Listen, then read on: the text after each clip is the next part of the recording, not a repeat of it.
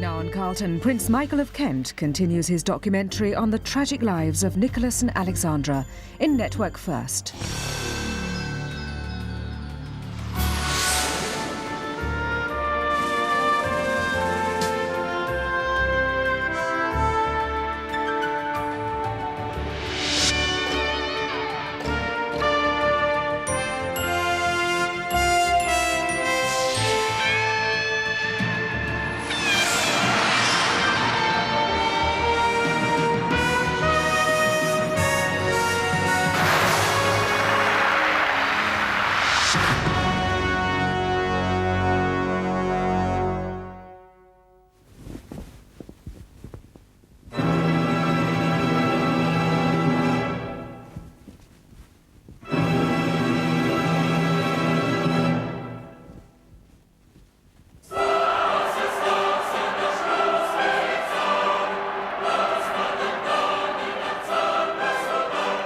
In 1913, Nicholas and Alexandra celebrated 300 years of Tsarist rule by the House of Romanov.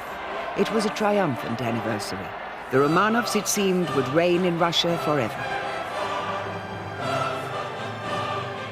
The Queen's cousin, His Royal Highness Prince Michael of Kent, is a cousin of both Tsar Nicholas and his wife Alexandra. He's always had a personal interest in their story. How strange it is to think that after this extraordinary outpouring of support and affection for the couple, the Romanov dynasty had only 5 years to run.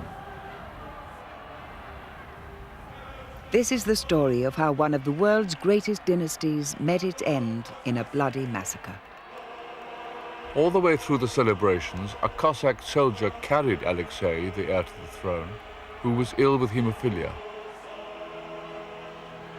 A 4-month tour of Russia began with a tumultuous welcome for the imperial family at the river town of Kostroma, the birthplace of the Romanov dynasty. My father was weeping, like everyone around us. Everyone was so moved. He said to me, "Look, here is our Tsar. Here is our Tsarina. Here is our heir, our future." The 4 daughters of the imperial couple were also at the celebrations, suddenly grown into beautiful young women. As a little girl, what struck me was their wonderful big hats with ostrich feathers which fluttered as they bowed to the people.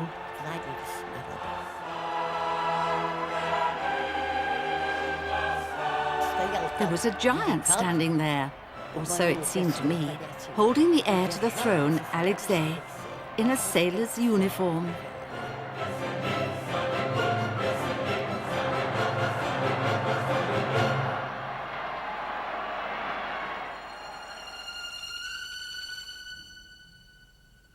Vladimir Solovyov is the Russian state prosecutor today officially investigating the murder of Tsar Nicholas and his family by the Bolsheviks in 1918.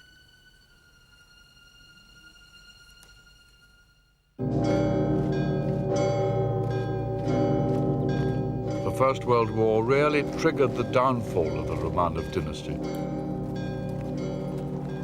In 1914, Russia had the mightiest army in the world, but it was ill-prepared for the bloody battles that lay ahead.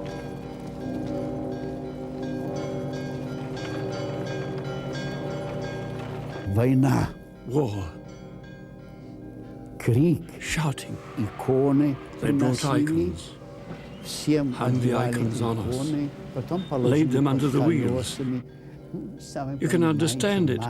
A mother, a wife, children, saying goodbye to a son or brother. And another soldier was boarding a train for the war, also leaving behind an anxious wife. Letter Alexandra to Nicholas, September 20th, 1914.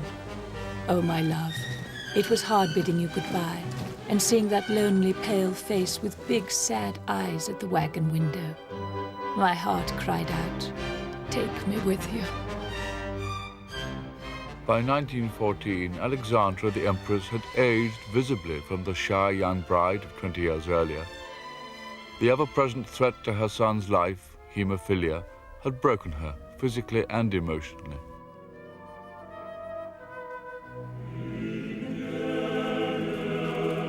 But with the outbreak of war, the Empress established a hospital at the palace of Tsarsky Selo. Alexandra and her two eldest daughters, Olga and Tatiana, trained as nurses and threw themselves into the war effort. Letters Alexandra to Nicholas, November 20th, 1914. This morning we were present at our first big amputation. Whole arm was cut off. I washed and cleaned and painted with iodine and smeared with Vaseline and bandaged all up.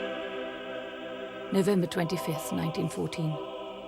During an operation, a soldier died.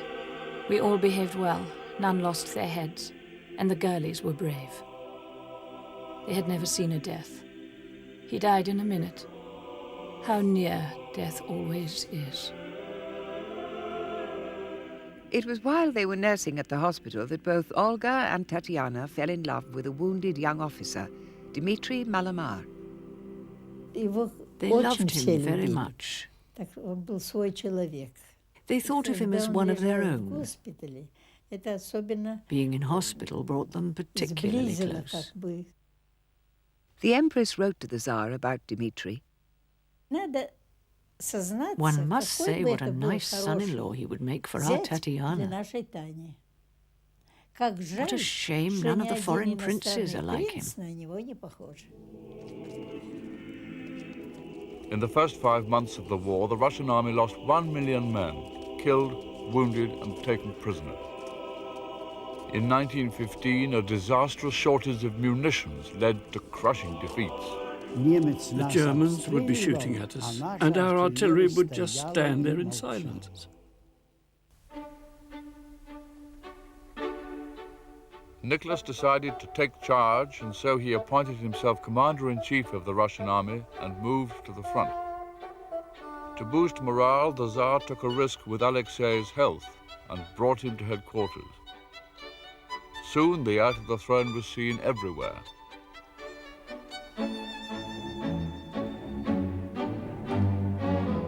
But the Tsar was unwilling to delegate the running of the country to independent-minded ministers. Fatally, he asked his wife Alexandra to help him. Nicholas to Alexandra, will you not come to the assistance of your hubby now that he is absent? These are postcards from Alexei at the front to his mother. 3rd of November 1916.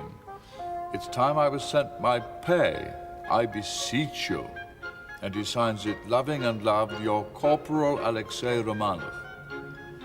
And in December of that year, he begins to write as if he was in barracks. Idem żrać, a potom w kinematograph, which roughly translates, off noshing and then to the flicks. Alexei provided a distraction for the exhausted Tsar. I got the impression that the Tsar's face was full of suffering. It was so yellow, tortured. It was as if the Tsar was suffering for all Russia. Nicholas wrote in a letter to Alexandra, He brings much light into my life here. In another letter to Alexandra, I say prayers with him every night. He says his prayers too fast, and it's difficult to stop him. I read your letters aloud to him. He listens lying in bed and kisses your signature. Inevitably, Alexei fell ill. The Emperor of all Russia, responsible for his country's fortunes in war, was up at night tending a sick boy. Letter, Nicholas to Alexandra. Baby has hurt his left arm. He slept very restlessly, kept on sitting up in bed groaning, calling for you and talking to me. This went on till 4 a.m. And in another letter, The little one is suffering from a strained vein in the upper part of his right leg. During the night, he kept on waking and groaned in his sleep. desperate letters came back from Alexandra. Take care of baby's arm. Don't let him run about in the train, so as not to knock his arms. Finally, for his own safety, the heir to the throne was sent home. Far from the palace at Tsarsky Selo, the Tsar received letters from his wife on how to run the country. Determined to help Nicholas preserve the autocracy for their son Alexei, the Tsarina was forcing disastrous advice on the Tsar. She relied on the word of Rasputin, there at the palace to heal her sick son. A bewildering series of ministers came and went. Letter from Alexandra to Nicholas on whether Ivan Geremykin should be replaced as Prime Minister. Our friend Rasputin has told me to wait about the old man Geremykin until he has seen Khvastov on Thursday. Tomorrow Grigory sees old Khvastov. Then I see him in the evening. Rasputin didn't like Khvastov and he wasn't appointed Prime Minister. Next, Boris Sturma became a candidate. Sturma would do. He very much values Grigory. So Boris Sturma became Prime Minister. Forgive me, but I don't like the choice of Minister of War, Polivanov. Is he not our friend's enemy? And sure enough, Polivanov lost his job. Everyone in the palace was afraid of Rasputin. When he came, everyone bowed to him. They were scared to say the wrong thing. He came to visit the Tsarina. I don't know if he slept with her, but he came quite often and felt at home.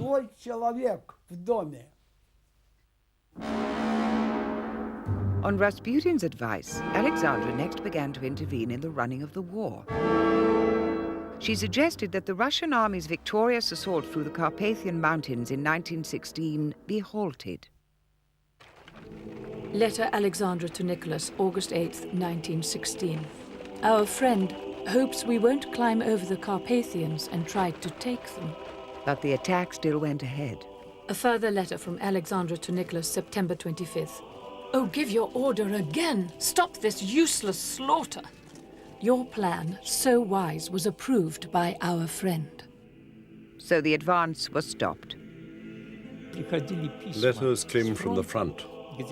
My father wrote about the dejected mood in the army. Something, he wrote, was about to happen.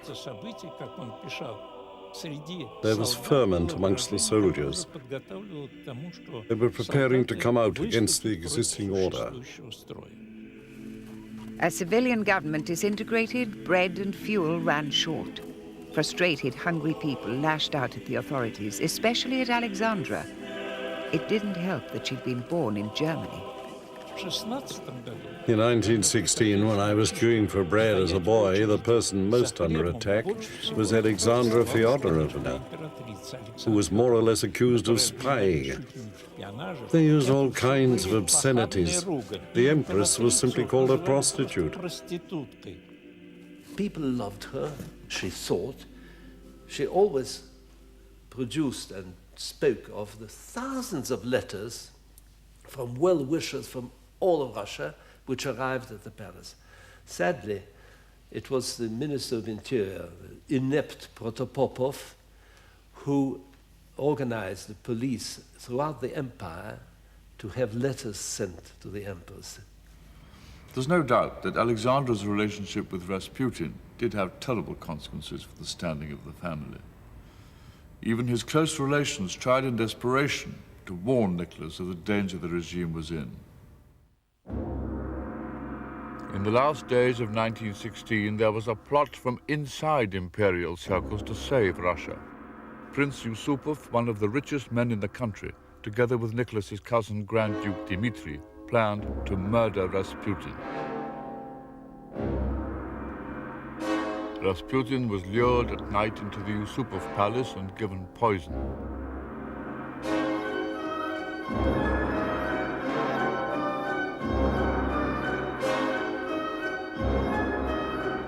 Then an attempt was made to shoot him. But Rasputin still wasn't finished. He managed to run out into the courtyard. He was shot again. Then he was thrown into the frozen river. Alexandra letter to Nicholas. You can imagine our feelings. Our friend has disappeared. We had a governess called Mademoiselle Pichon. She had to take these children every morning to their day school. When they came to a bridge over the canal, she saw groups of people standing near the bridge. and she saw a long black body, the body of Rasputin, who had just been fished out of the canal. The removal of Rasputin solved nothing. In St. Petersburg, there was no bread or fuel. The disturbances that broke out in February 1917 were spontaneous. Lenin and other Bolshevik leaders weren't even in the country. People came onto the streets shouting, "Down with the German woman." 500 miles away at military headquarters on his train, the Tsar was unaware of the seriousness of the situation. On February the 24th, Alexandra wrote desperately to Nicholas. Strikes now in Petrograd. 80,000 workers have struck. Lines of the hungry have formed outside the bakeries. On the same day, Nicholas was innocently writing back to his wife. And so we have 3 children with measles. The rooms at Tsarskoye Selo must be disinfected. The undignified treatment was to shave the patient's head. Alexandra's letter to Nicholas the next day. My precious beloved treasure, the city's strikes and riots are more than provoking. My introduction to the revolution was looking out of the nursery window one day and seeing a company of soldiers suddenly stop. The officer, a very young man, I must say, turned round and said something to them. And they were answering back. And then suddenly his arms went up like this, and he fell on his back. He was killed by them. At the same time, the Tsar was writing. Sunday, February the 28th. Mass at 10 a.m.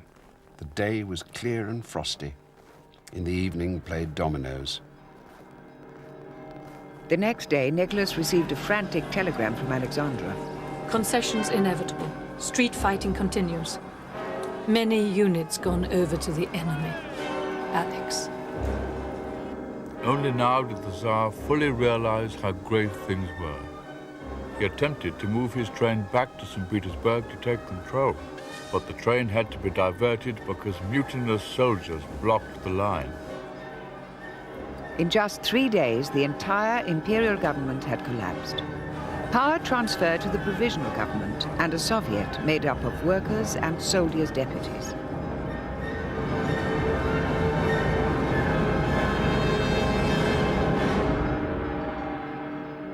The Tsar's train finally pulled into this station at Pskov, 200 miles from St. Petersburg. There, the Tsar found a demand from the provisional government for his abdication. Worse, it had been endorsed by his own generals.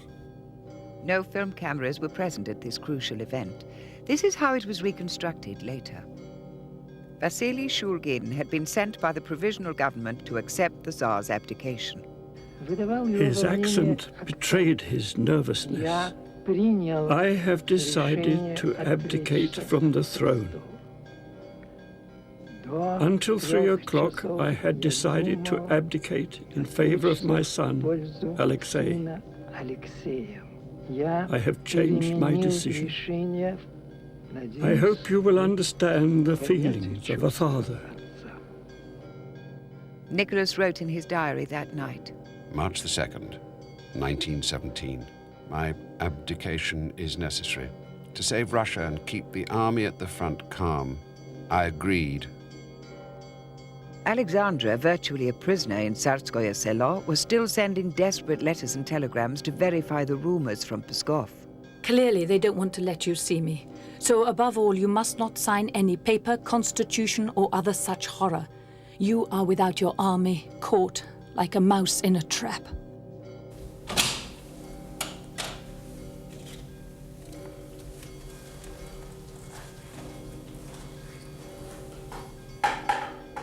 This gun belonged to Yermakov, one of the murderers of the Tsar.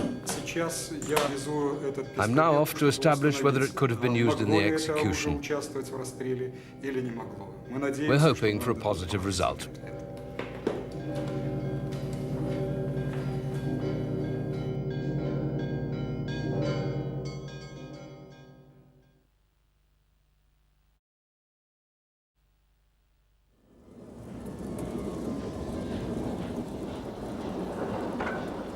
When the Tsar's train finally arrived back at Tsarskoye Selo after his abdication, Nicholas was under arrest. Most of his staff fled the train. At his palace, Nicholas Romanov, the ex-Tsar, found the gates locked, and he had to ask for entry.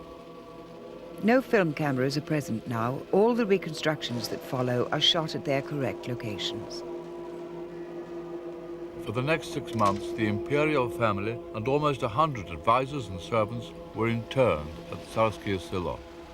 Officially, it was to protect the Tsar and his family from revolutionaries who wanted a trial or worse. One day we were walking past the Alexandra Palace. It was March, but there was a lot of snow, and you could see 4 or 5 people there. One of them was dressed in khaki, and he was shoveling snow away from the footpaths. I said to our governess, "What is the Tsar doing, shoveling snow?" "Ah," she said, "he is being deposed. It's a revolution, you know." It was so extraordinary. The world was upside down. March the 10th, 1917. Enjoyed working in the snow.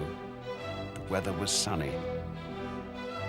The life the ex-imperial family now led at Tsarskoye Selo had an unreal quality.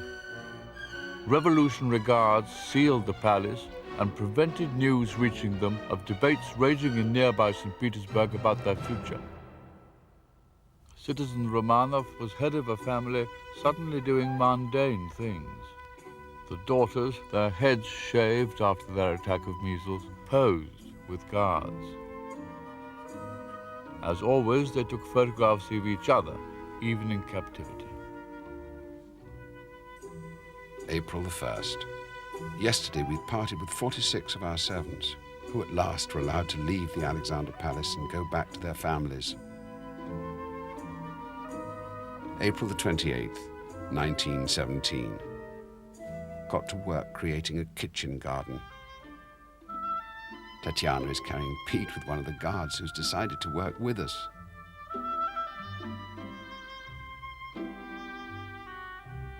May the 13th.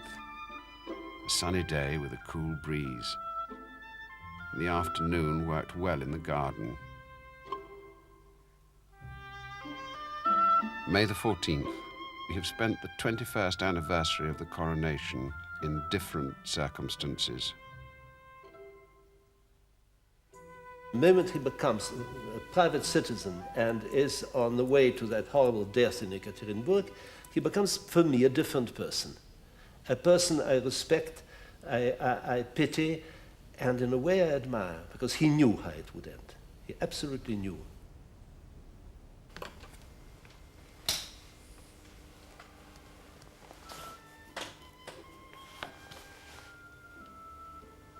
July the 7th.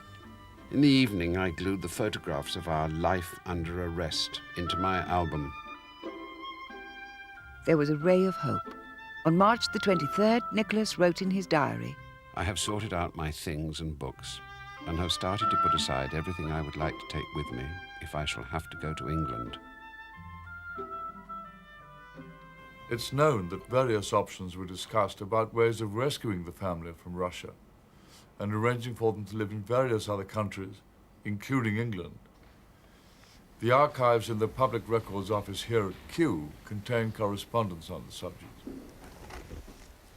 moderates in the provisional government were desperately looking for ways to send the imperial family abroad. They sent a secret message to Britain and to George V, asking them to take the family. Concerned about his cousin Nicholas, George V sent back this secret reply. To meet the request made by the Russian government, the King and His Majesty's government readily offer asylum to the Emperor and Empress in England. On April the 6th, there was an about-face. King George's private secretary, Lord Stamfordham, wrote 2 urgent letters to the Foreign Office. The residence in this country of the ex-Emperor and Empress would be strongly resented by the public and would undoubtedly compromise the position of the King and Queen. We must be allowed to withdraw from the consent previously given.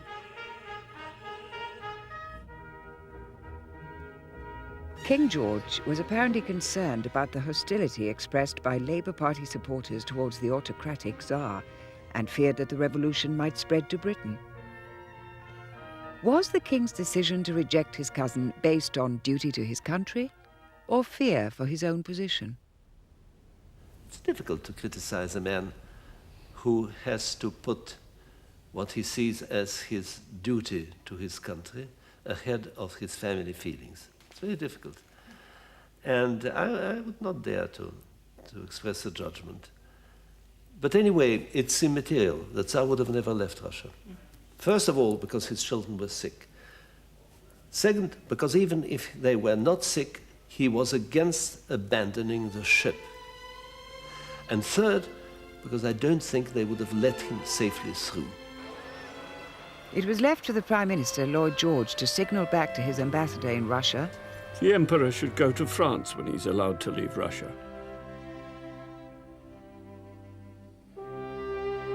But there was no escape, no exile abroad to freedom.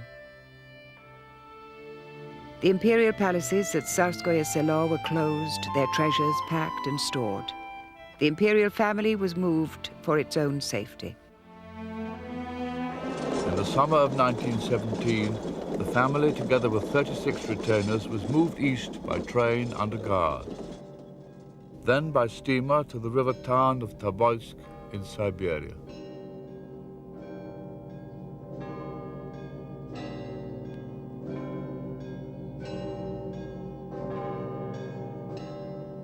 For the next 8 months, Nicholas and his family would be imprisoned in the governor's house in Tobolsk. Tsar's diary, August the 13th. Went to our new lodgings with the children. We've taken the first floor. I put my things in the study and dressing room, which I'm sharing with Alexei. I knew that the Tsar would come out of the governor's house and go into the fenced-off garden, and so I ran to have a look at him. He came out to cut firewood. They were sawing the logs with an ordinary two-man saw. Nicholas's diary, February the 27th, 1918. We have to cut down substantially on our expenses for food and servants. February the 28th. We have to part with many of the household because we cannot afford to support all of those who are staying with us in Tobolsk. Lunch menu: soup, cold macedoine of vegetables, baked potato, macaroni cheese, apple tart. This is rather interesting. It's one of the ration cards they were issued while they were in Tobolsk. It says, surname Romanov, name Nicholas, occupation ex-emperor, ration 7 pounds of butter. That was the monthly ration for 7 people. It must have been the beginning of March. In any case, there was still a mound of ice they'd built to play on. I saw the heir to the throne on it. And when I went home and announced that I'd seen the heir tobogganing down it, Mama said, "Thank goodness, that means he's healthy." The governor's house had been renamed Freedom House. Revolutionary demonstrations made a point of marching past the family's prison. And in Moscow, the provisional government had been outwitted by the Bolshevik party of Lenin. Their ruthlessness would seal the fate of the imperial family. Lenin's deputy Sverdlov sent an experienced revolutionary, Vasily Yakovlev, to bring the Tsar to Moscow to face possible trial. Yakovlev's daughter on her father's description of Nicholas's refusal to go to Moscow. Nicholas said, "Me? Where? I shan't go." Then Yakovlev said, "As Alexei is ill, you are the only one who is obliged to depart straight away." Then the Empress said, "I've noticed that they've been trying to separate me from Nicholas recently. I'm not staying here. I'm coming too."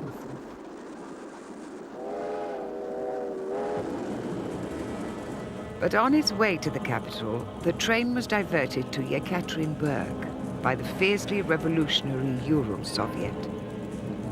The Ural Bolsheviks saw no reason to take orders from Moscow. Maria, one of the daughters, had accompanied her parents, leaving the other girls in Tobolsk to look after the sick Alexei. They were met at the station. An armed brigade was brought there especially, and my uncle was one of them. A lot of undesirable people turned up. They were frightened that something might happen. They were imprisoned in a house owned by a merchant called Ipatiev. It was referred to as the House of Special Purpose by the Bolshevik leaders. Nicholas meticulously records in his diary. April the 30th, 1918. We've been assigned 4 large rooms. A very high wooden fence has been built around the house. Only the cross above the bell tower is visible from the rooms. What Nicholas couldn't see was the machine gun just below the cross in the belfry tower, pointing directly at his window.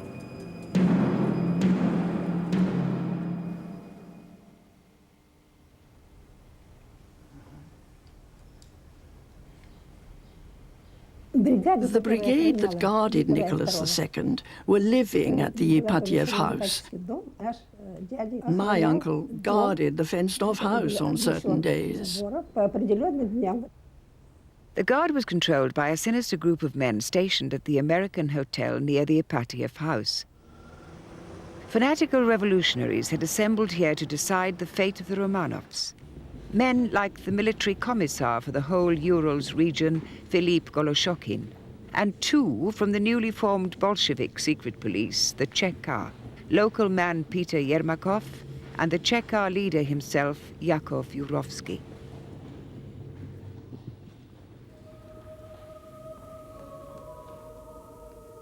By mid-May, Alexei and the 3 remaining daughters had been brought from Tobolsk. Alexei was ill, and the sailor Nagorny was looking after him. Tsar's diary, May the 26th. We slept well except Alexei, whose pains continued. A dark gentleman came whom we identified as a doctor. That dark gentleman was Yakov Yurovsky, the Cheka leader. May the 27th. After tea, Nagorny was called for questioning at the district soviet. May the 29th. No word about Nagorny. Nagorny had been taken away and shot in secret. The imperial family staff was now tiny. Anna Demidova, the maid, Alexei Trupp, the footman, a family doctor, Ivan Kharitonov, the cook, and a young kitchen boy. Milk was delivered daily to the Tsar and his family. This letter was found by the Tsar himself in one of the milk bottles. It purported to have been written by one of a group of officers loyal to him who was offering to rescue him and his family. He writes in French, "One of your windows will have to be unsealed so that you can open it. Please indicate to me precisely which window." And the letter was signed, "An officer." And Nicholas unsuspectingly writes his reply on the back of the same letter, also in French. "Second window from the corner of the square has been open for 2 days. There are 13 men armed with rifles, revolvers, and bombs. Opposite our window, in a house on the other side of the street, is a detachment of 50 men." Nicholas's diary, June the 27th. Spent an uneasy night and kept vigil fully dressed. All this because we received 2 letters telling us to prepare to be abducted by some loyal people. The days have passed, though, and nothing has happened. What the ex-Tsar didn't know was that Yakov Yurovsky, the head of the secret police, was reading that diary every night. Furthermore, his group had written the rescue letter from the American hotel. The Bolsheviks were luring the imperial family with a fake escape plot. In July, the military commissar Philippe Goloshokin suddenly journeys to Moscow. The escape plot would be used as a pretext for executing the prisoners.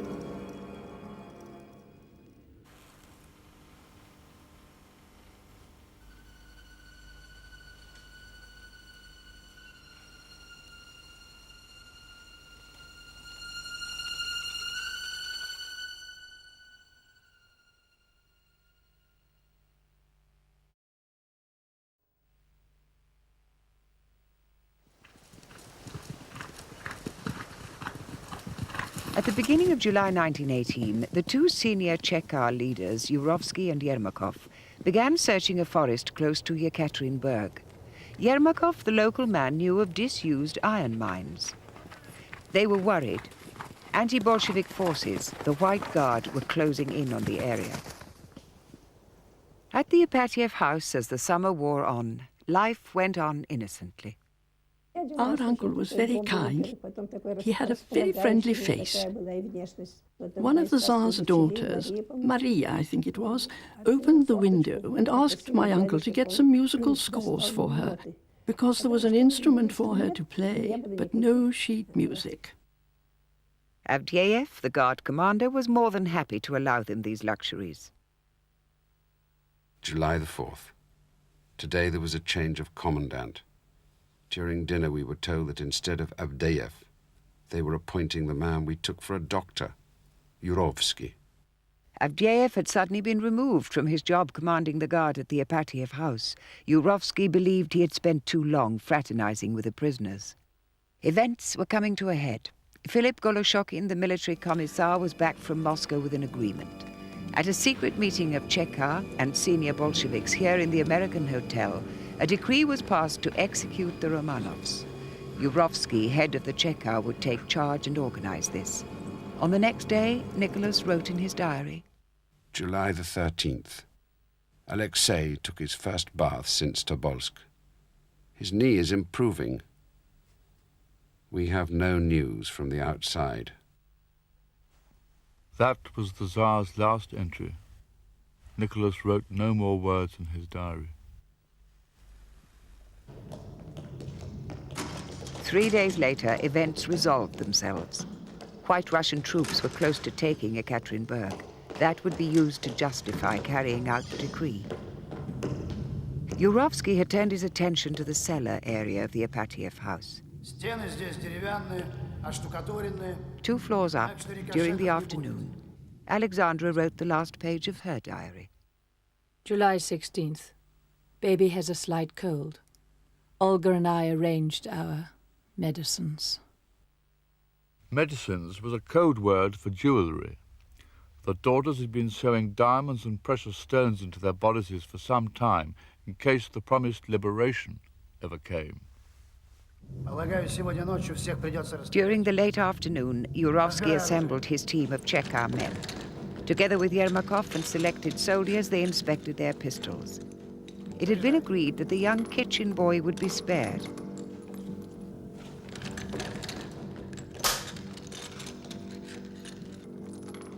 Such was the gravity of their task, Ekaterinburg still needed final confirmation from Moscow. On July the 16th at 9:29 in the evening, this disturbing telegram was sent from Yekaterinburg to Sverdlov in Moscow. Telegram to Sverdlov, the Kremlin, Moscow. Copy to Lenin. Due to military situation, the trial agreed upon cannot be delayed. We cannot wait. If your opinion is different, let Goloshokin know urgently. The word trial was code for execution. And this is the last page of the Tsarina's diary. And she writes, 8 o'clock, supper. Suddenly, and this is the name of the kitchen boy, suddenly the boy was fetched to go and see his uncle and flew off. Wonder whether it's true, and we shall see the boy back again. Thing is, that only a few days earlier, Nagorny had disappeared for questioning, and he hadn't reappeared. And then she writes at the end here, but 10:30 to bed. At 1 a.m., the imperial family was woken and asked to dress.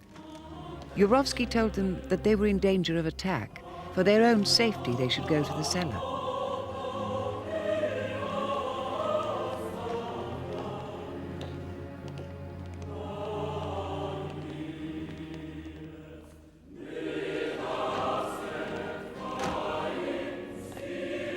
There were 11 of them, 7 members of the Tsar's family and 4 retainers.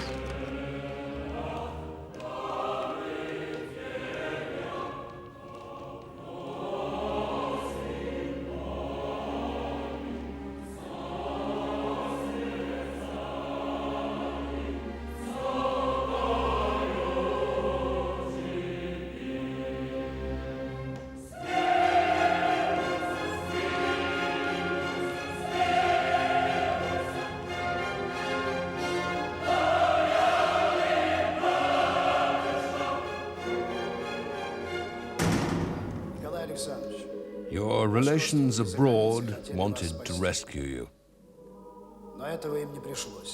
But they're too late. And we are now obliged to shoot you.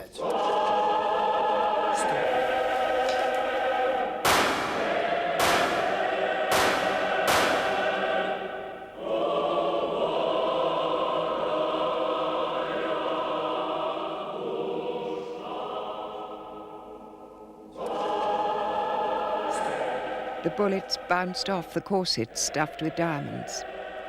The 4 daughters were horribly killed with bayonets.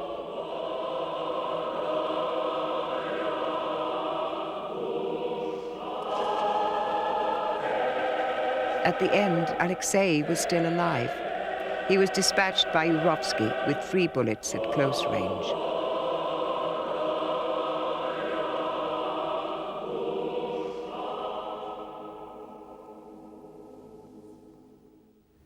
On the afternoon following the assassination, this telegram was sent to Sverdlov in Moscow. In view of the discovery of the White Guard plot to kidnap the former Tsar, stop. Nicholas Romanov was executed. Stop. His family was evacuated to a safe place. Stop.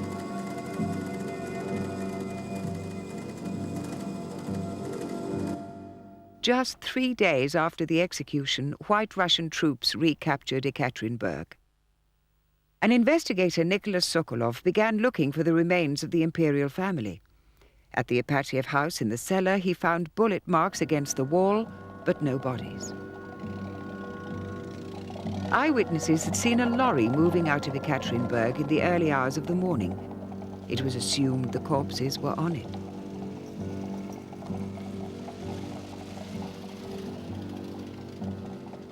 Sokolov photographed the tracks of a lorry in a wood 15 kilometers away.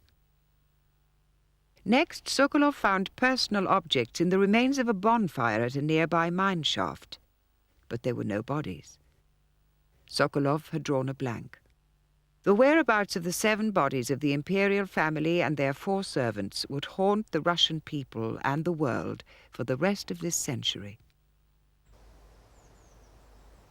Today, 75 years later, Russian state prosecutor Vladimir Solovyov, following in the footsteps of Nicholas Sokolov, has the task of piecing together what happened to the remains of the imperial family.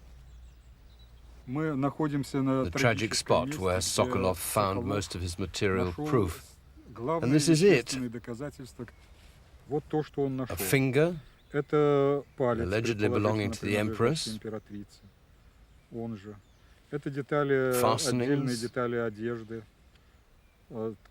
corsets, a little key, and coins belonging to the heir to the throne. Then Sokolov made a crucial mistake. He failed to investigate some mysterious sleepers laid by the Bolsheviks a mile away in the forest.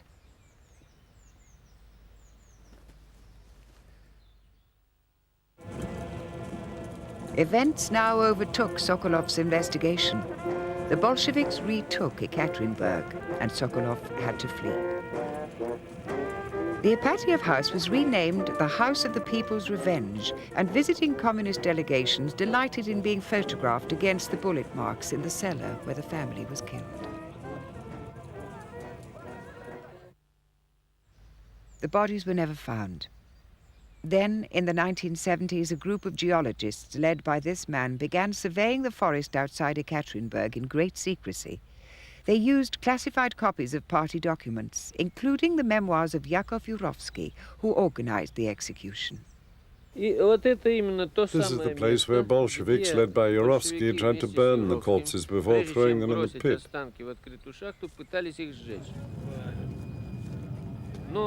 But the corpses would not burn on firewood. They poured paraffin over them, but they would not burn. So they threw them into the pit.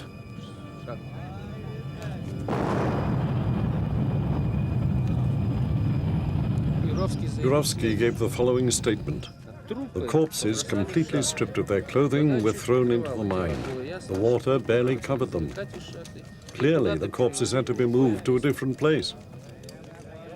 We are now coming to the most important moment. Yurovsky remembers we put the corpses back on the lorry,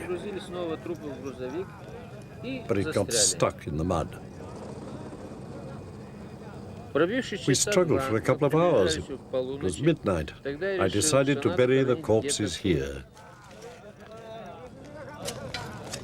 This was the final grave. Yurovsky and his men were desperate.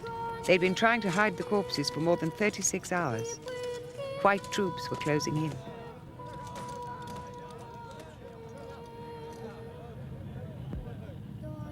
Pots of sulfuric acid were brought and opened with gunfire in a further attempt to disfigure the corpses. Yurovsky wrote, "We put sleepers here to make a wooden platform.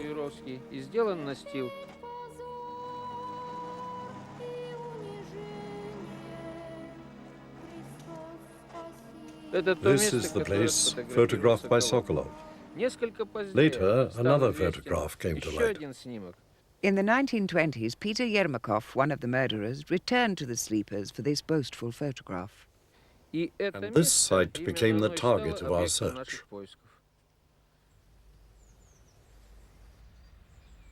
So it was necessary to look for the sleepers.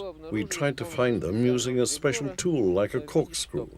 We looked for acid concentrations, as we knew that acid had been used in the process of hiding the remains.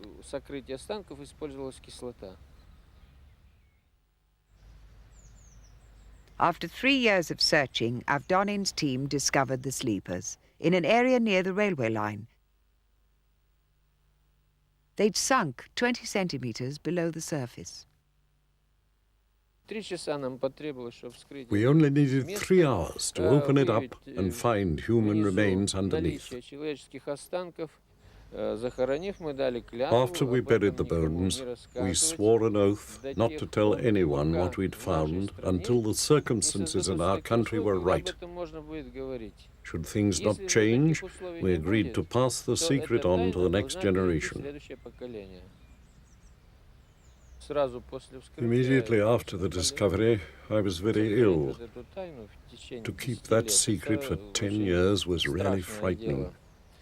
It was like a weight on one. You couldn't share it with anyone because it was very dangerous. In 1989, in the new era of Gorbachev, Avdonin's group was able to reveal to the authorities and the world that they knew the burial place. Scientists are still excavating the site, and it's now flooded.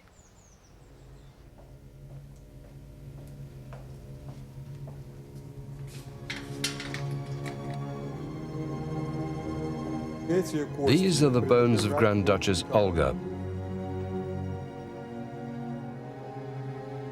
These are the remains of Nicholas II. These are the bones of Grand Duchess Tatiana. And these are the most contentious. They might be those of either Grand Duchess Anastasia or of Maria. This is the skeleton of Alexandra Fyodorovna.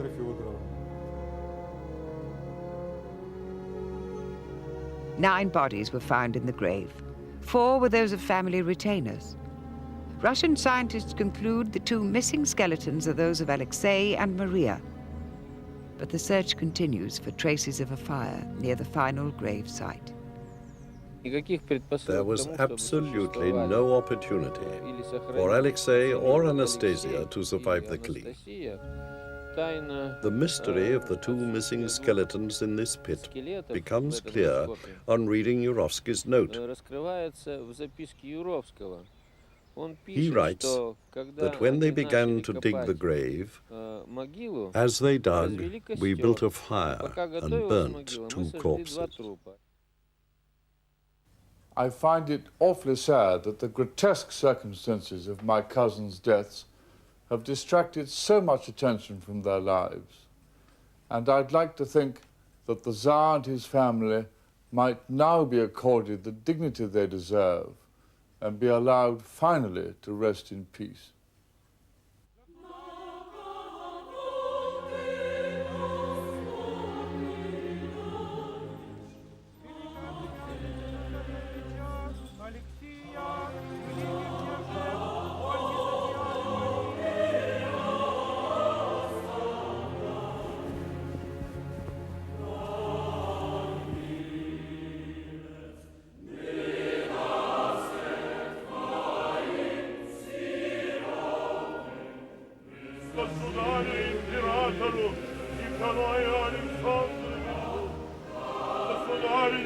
императрице Александре Федоровне, государю цесаревичу Алексею Николаевичу, государыням, великим княжнам Ольге, Татьяне, Марии, Анастасии,